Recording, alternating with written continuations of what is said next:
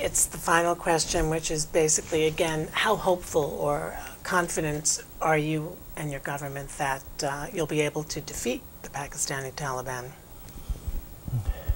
There was that famous tune that I used to mull about at one time, American tune, I get by with a little help from my friends. I wish you'd take that up a little further into the refrain, and we can do much. This is a great country, great people, very, very. Look at the Pakistanis in America, right? We have thousands, like 20,000 doctors here. They were educated in Pakistan, and they're all doing brilliantly here, working for the system, right? To whose loss? Ours. Brain drain. It's a brain drain. And whereas in America today it costs $200,000 to become a doctor, in Pakistan it costs $1,000. So look what we're giving to you in terms of assets here. These are assets, and we give it to you happily. We don't try and stop people. We don't try and say, no, no, you must stay here for a minimum of so many years and contribute here before we go there. We feel they're going, let them make a good living. You're giving them much better than we can do by them, but we're losing in the process as well, in many ways. And we take that as it comes.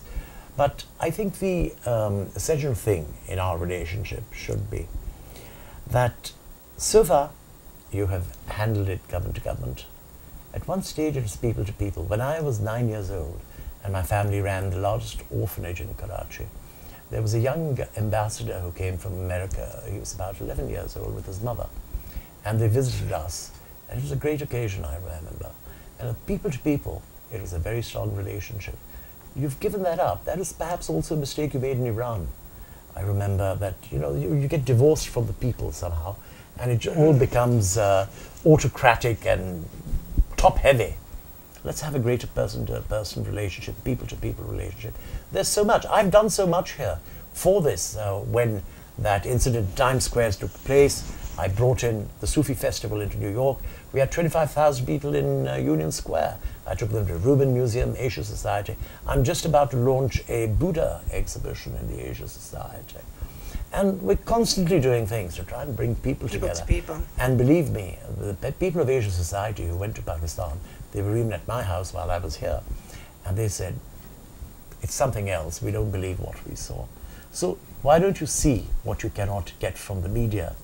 Why don't you see what is possible? And there is so much affection, and there's so much we have to give. But just treat us, as Lamb says, as people, and I think I'm thankful to all those Republicans and Democrats who, despite the overwhelming hysteria, and what is hysteria produced in America? McCarthy? I don't think we need it. I think this is a much more balanced country now. And even today, the fact that you accept that the Hispanics might be in a number tomorrow, that Spanish will be spoken in more numbers than English, perhaps. Not a bad idea. The fact you accept it. Why don't you accept us for what we are? We're not fundamentalists, we're not terrorists, we're not killers.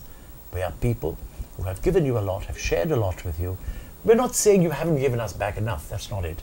But I think a little bit more help in the right directions, in spurring education, in spurring the economy, in spurring energy.